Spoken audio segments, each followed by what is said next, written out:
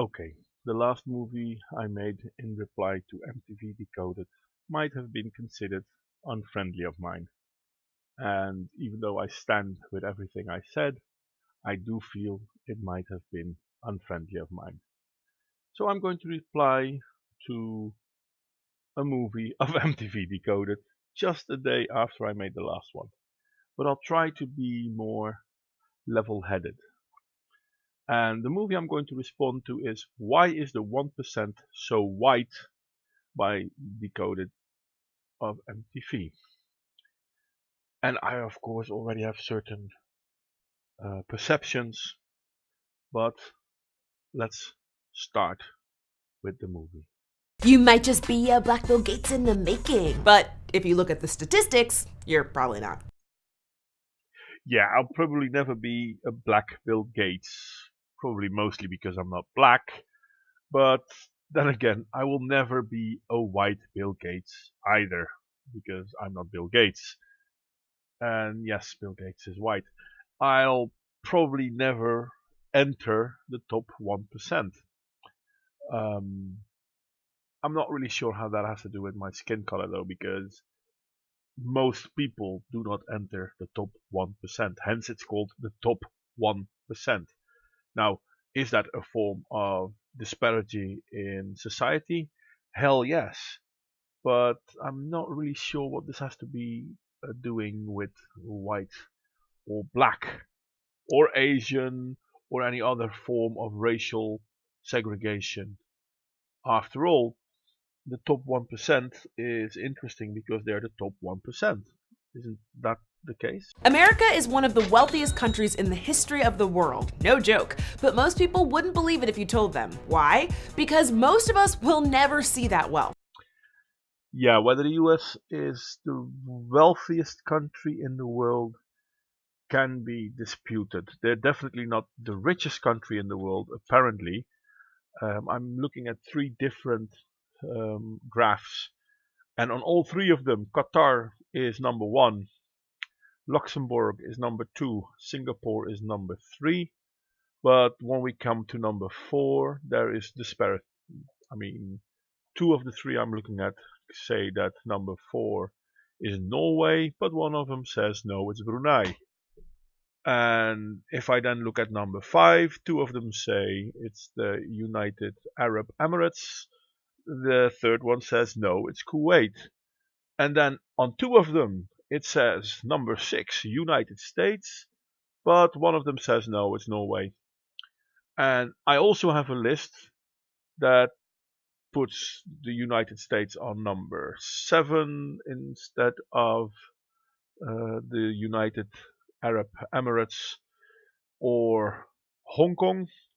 So there are different graphs out there, but on none of them is the US number one. The top 1/10 of 1% of Americans have as much wealth as the bottom 90% of Americans combined, which doesn't leave much for the rest of us. Yeah, I would love to bring something here that says, no, you're wrong, but on average, you are right. It's not precisely 90%, it's a little bit less than 90%.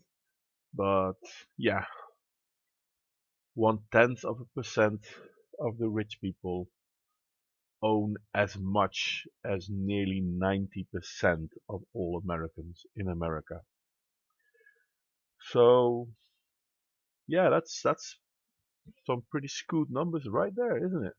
So who are the majority of these yacht-riding, sports car driving, super wealthy elite? I'll give you a hint. Who has historically held the most power in our society? Is it old white guys? Yes! Everybody loses! And this is where your racism kicks in again, and it's kicking in overgear. Damn, woman, you are an idiot. Now, are they playing the system and is it damaging the rest of society? Yes. Is it a miracle that they're white? How much of America was white again? And I don't want to be rude or anything, but how is them being white any different for most of the white people or black people than them being black. You're trying to make this as a racial issue.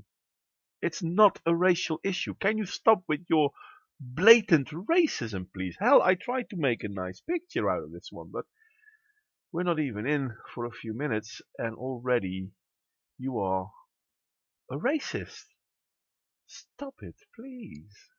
Out of the 540 billionaires in the United States, just 3 are black. Hey, Oprah! I see you, girl. So why are the super wealthy super white? Well, that explanation could take all day, but let's look at a few reasons why we have a racial wealth gap in America. Yeah, most likely it wouldn't take all day to explain, but suffice to say that there are super rich white folks and super rich Greek folk and Latin American folk and Chinese folk and black folk. And these are the super rich. We're not talking about the rich because there are also rich black folk, just like there are rich white folk and rich, etc., etc., etc.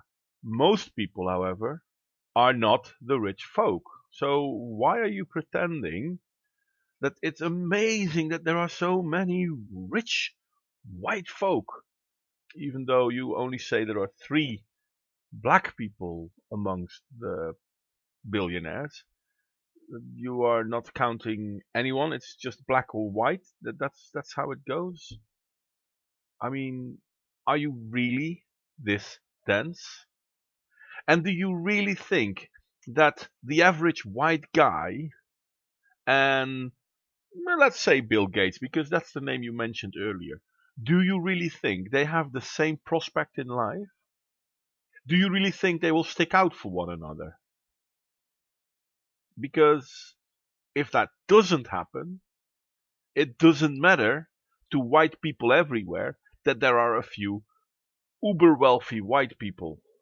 Now, don't get me wrong, because I'm 100% sure that the other case isn't true either. There are no black people being massively helped by the fact that there are a few black billionaires. Because to the billionaires, we don't count. Well, once they get to know us, we might, but till that time, we don't. Whether we are white, whether we are black, whether we are yellow. And I know you know this. You are not as stupid as you're portraying yourself now. So why are you trying to bring this message that this is a form of racial segregation when it's a monetary segregation? And but yeah, okay, let's continue with your part of the story. First, our education system is still separate and still unequal. 60 years after Brown versus the Board of Education desegregated schools, more than 2 million black students still attend schools where 90% of the student body is made up of people of color. And these schools are more likely to have less experienced, low-paid teachers who are less likely to be certified. One reason that schools in communities of color are so neglected is that unlike many other Western countries, our federal government provides very little educational funding. Instead, property taxes are the main source of school funding, and that's where the problem comes in.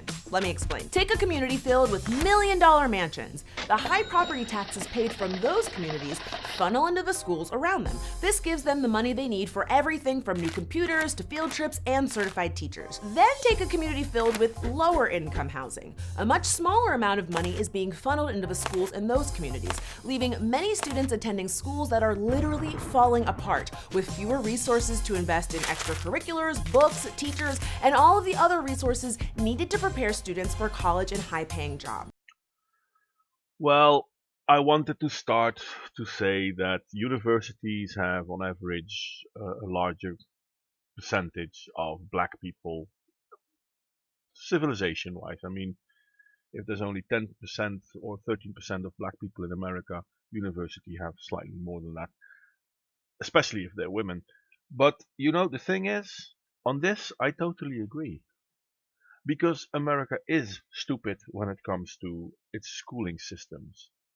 Because when you make schools in poorer neighborhoods get less money for the same education than kids in wealthier neighborhoods, then basically you are perpetuating the problem. That being said, though, you couldn't have given me better proof to make very clear that whether a billionaire is black or white doesn't make a shit bit of difference.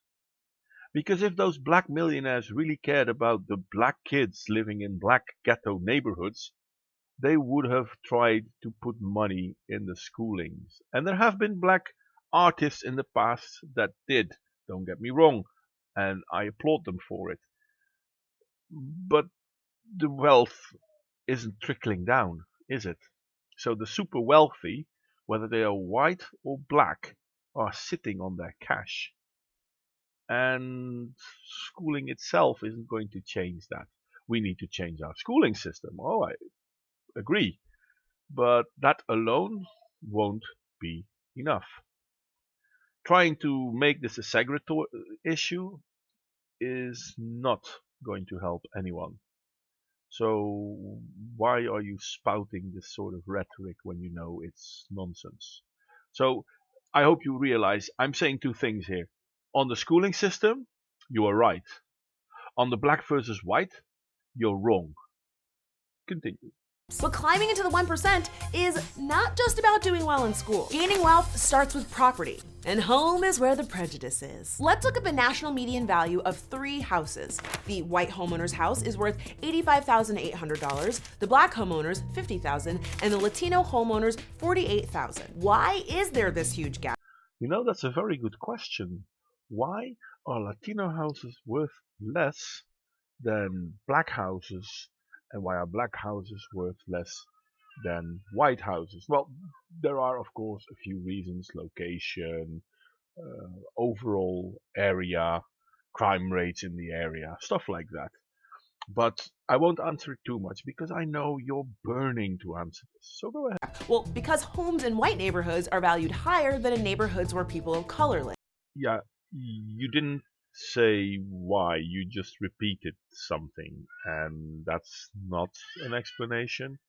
Want to try again? You can trace this back to the passing of the National Housing Act of 1934, which created residential security maps to outline areas in big cities that were safe for real estate investment. Do you see where this is headed?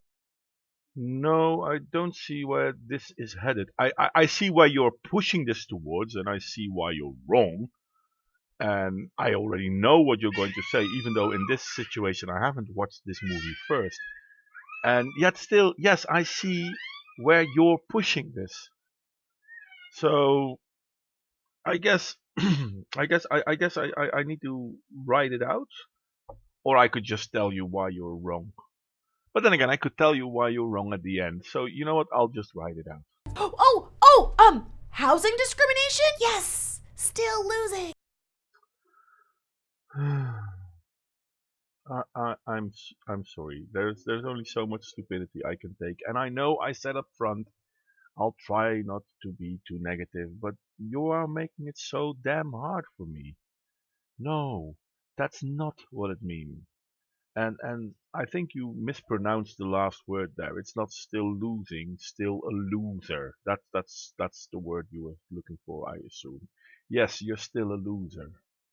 Existing neighborhoods of scary black folk were redlined, meaning that people in those areas were refused home or business loans because they lived in an area deemed to be a financial risk. For prospective black property owners, this was terrible. If you didn't have the cash to buy up front, there was no way to get a loan for a home or business. To make things worse, blacks were all but barred from buying homes in white neighborhoods, either by restrictive racial covenants, which forbade white people from selling property to black folks, or because of threats of violence. So home values declined, driving down the money collected from property taxes, which denied people of color higher quality educations, leading to fewer people of color in high-paying jobs and deepening the racial wage gap. And the vicious cycle of oppression was born, where it became incredibly difficult for black families to amass wealth over generations, which is important because...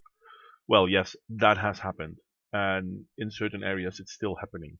But you do realize that a half-truth is worse than a lie, don't you? Because one of the reasons why there are a lot of areas declining in value even today is because of the population of that area. And yes, they can be black criminals and they can be Latino criminals and they can be white trash criminals because they all exist. And if that happens in your neighborhood, the value of property in your neighborhood goes down.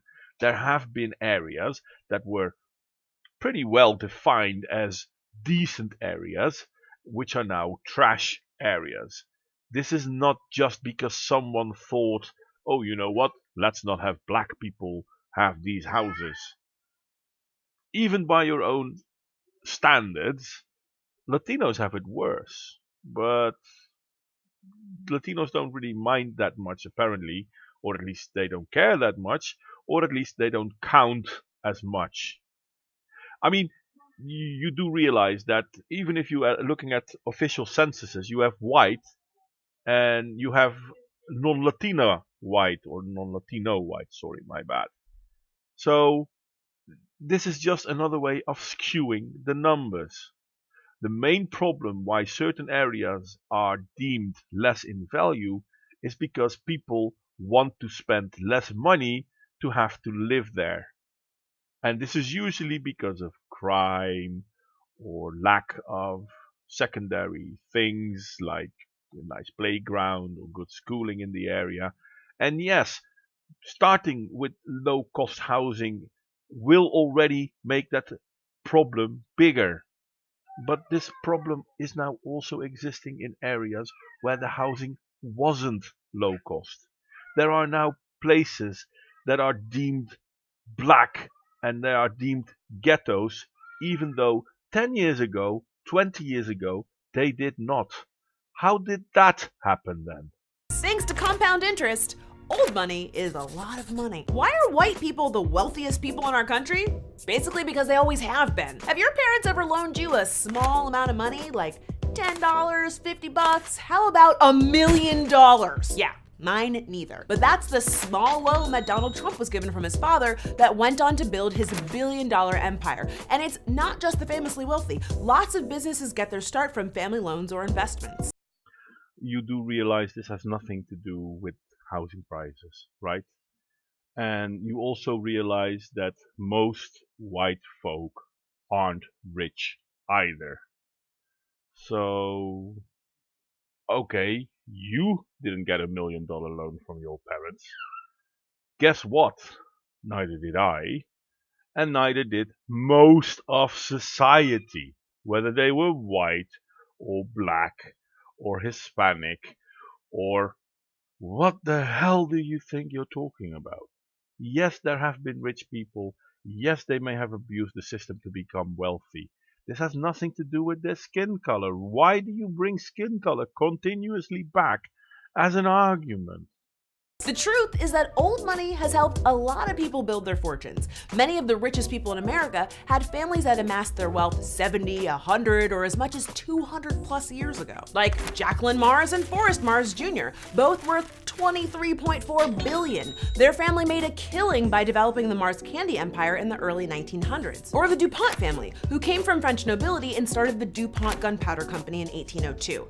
Now it's a 200-year-old conglomerate, and the family is still one of the richest in the country, worth $15 billion. So why isn't there more old money in the black community? Well, 60 years ago, we couldn't even sit at the same lunch counter as white people, let alone start businesses or earn anywhere near as much money as them. And don't forget, only 200 years ago, we were considered property and not people in this country. Yeah, here we go with the half truth again. You are completely right. Old money did help a lot of people build a fortune. Not everyone, but a lot of people. And you're also right that not a lot of black people had old money. What you, however, neglect to mention is that not a lot of white people had old money either. Why are you still trying to make this a black versus white thing? Isn't society at large a better situation to talk about? Why do you keep trying to segregate the issue? Seriously, your racism is pretty damn horrifying.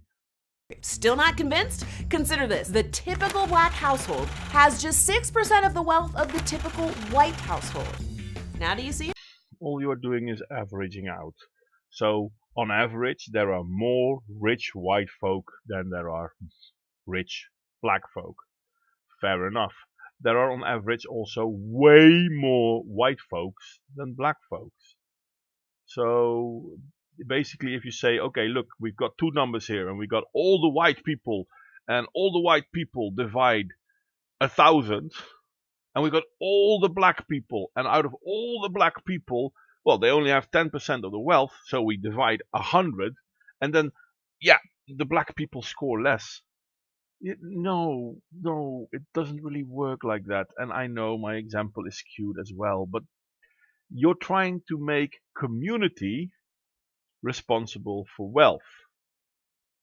It's not community. The individual is responsible for the individual wealth. If community bars individuals from obtaining wealth in a normal manner, then community is at fault. But this is not the situation. Basically, you make me wonder. I mean, it's almost as if you're getting paid by the 1% so that white and black people can keep squabbling amongst themselves to say, no, it's your fault, no, it's your fault, no, it's your fault, no, it's your fault. Instead of, putting their hands together and try to work on a solution. Because what you're doing is what Sun Tzu described as divide and conquer. And you're creating a divide. A divide that's already there, I'll grant you that. But you're making it worse. You're not looking at problems and then finding out what the answer is. You're looking at problems and finding out how you can call it racism. For fuck's sake, you're not helping anyone. And the worst part is people will actually hear this and think you are right. Damn! Have you no shame? Oh, I do. Yeah, I kind of wish you did. I'm not sure though, but I wish you did. I'm sorry. There are so many reasons why there's a racial wealth gap, and this is only the tip of the iceberg. People of color are routinely discriminated against in terms of labor markets, loans, and wages, and we're not even getting into the prison system. I don't know about you, but I don't need to be a billionaire to be happy in life. But I do believe that we should have an equal opportunity to thrive, regardless of our race or upbringing. And to do that, it's time we fight to create a country that doesn't just work for the 1%, but for all of us. What do you think might help close the racial wage gap? Tell us in the comments below, and we'll see you next week right here on Decoded. Okay, even though most of what you said in this movie is complete and utter tripe, I completely agree with that last bit. Because yes, we do need to think about what we can do to balance our society more, so to stop any form of wage gap. Even though you are being a secretary bitch again, trying to make it between black and white, which, no, I'm sorry, it's not true. Because you have very wealthy black people as well. And I mean, you have very accomplished black people, and they have absolutely a right to stand up and say, you know what, fuck you all, I did it. So if there are these black people, then yes, they might have had to fight adversity, but they overcame them. And remember how in one of the previous messages you talked about MLK, you know the guy. Yeah? He also talked about overcoming adversity, not asking for people to overcome adversity for you. You have to do it yourself. The problem is, it's not only black people that have to do this. This is true for white people. This is true for everyone. I wanted to say different races, but fuck it. This is true for everyone. And as long as you start talking about how segregating the problem is going to make it clearer, therefore it can help a certain group better, you are being a lying, conniving bitch. You're a social justice warrior trying to put society against itself. Now tell me, why is a black guy getting born in poverty, ending his life in poverty, a crime of society, but a white guy with the same upbringing, same background start, same ending point isn't? I say they're both a crime of society. We need to address both black and white and Hispanic and Asian, and whatnot. Everyone should have a good starting point. Everyone should have, despite of their starting point, good chances to make it. But you don't care about everyone. You're trying to make this about race segregation. You fucking racist. Come on, think about how you can help society. And yes, black people are part of society, and they have a normal space in this society. Well, not counting criminals, but criminals are criminals. And yes, Black Lives Matter, I know, because too many black people get killed by the cops, even though more white people get killed by the cops, black people get killed by the cops. This is a problem, it really is. But it's not a segregatory problem. So stop making it one. This is a problem of society. Poor people get killed, and remember, everyone can be poor. There are poor people black, there are poor people white, and they're getting killed by the law enforcers of society. This is an issue. Certain areas are deemed poor areas. This is a problem of society. Schooling of certain areas is well below par. This is a problem of society. This is not about white people. This is not about black people. And this is how unfair and dishonest you are, because this whole story started about, haha, but the top 1%, well, the top 1/10 of 1% is white. Mwah, this is a problem. Mwah, we need to address it. You didn't address it once. All you kept doing was saying, well, yeah, but the deck is stacked against black people. No, it's not. The deck is stacked against poor people. And yes, there are a rather large amount of black people that are poor. There are also a rather large, sorry, I broke my tongue on that one, rather large group of white people that are poor. The deck is stacked against them as well. So where is this white privilege for the guy that's living in a trailer home, and his kids are going to be born in his trailer home, and he's going to die in his trailer home, and most likely so are his kids? Where is his privilege? Damn you, woman. Seriously. You should be ashamed of yourself. Because there are actual problems out there. And you recognize some of those actual problems. But instead of thinking about a solution, you're just thinking about, how can I make this sound racist? And that's what you do. And I'm sorry, I know social justice warriors believe that black people can't be racist toward white people. I'm sorry, but anyone that is using race to make the other party look bad is a racist. You're discriminating against white people. Yeah, but white people have discriminated against me for such a long time. That's not the point. Listen, if I do something that's bad to you, that makes me an arsehole. If you do the same back to me, that makes you an arsehole. Two wrongs don't make a right. And you know this. Anyway, I really didn't want to do a rant on this video. I really wanted to make it a fair video. I should have watched this bloody video before I started, because then I would have known I couldn't keep a straight face. To all the people that did take the time to listen to this whole, you know what? Be part of the change you want to see in the world by being part of that change in yourself. I do believe this. I do think society as a whole can grow and mature out of this issue. I don't see how you can do it by segregating society.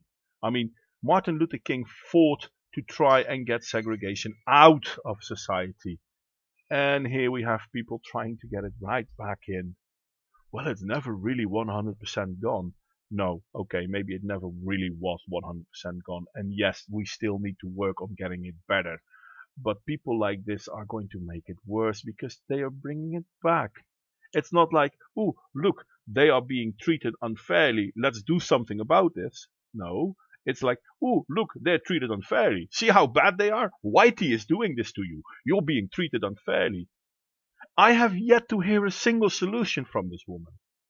And sometimes she actually does have a perfectly valid point. And then she starts talking. It's unbelievable. For example, the whole schooling thing. Yes, you should make it so that people, no matter their background, should have a decent start in life. So yeah, schooling should be basically the same. And okay, you could have private schools that ask more money of the people that go to school there. Fair enough. I mean, if you have more money and you can afford it, yeah, it's a bitch, but make it so. I don't care, because money does come with privilege. Money comes with privilege, not skin color. At the same time, though, people in decent areas of a city should not have to think about whether they were going to send their kids to a private school or, a community school, because the community schools should be decent as well. And if this is something that society needs to pay for, hey, make it so. And if that means that in certain areas, well, the taxes pay for it, and in a rich area the schools have more money, then no, take some of that rich people's money and use it to get the schools in the poorer person's area a better start. Or better yet, the city should give all the taxes to one big pot, and the state then uses that money to fund schoolings throughout the state. I know I can't do it federal because that would be too big and too many people would be involved, and therefore the money would be all over the place, but it wouldn't end up with the kids. But come with solutions. Stop with the segregating of society. Damn, MTV Decoded. Damn.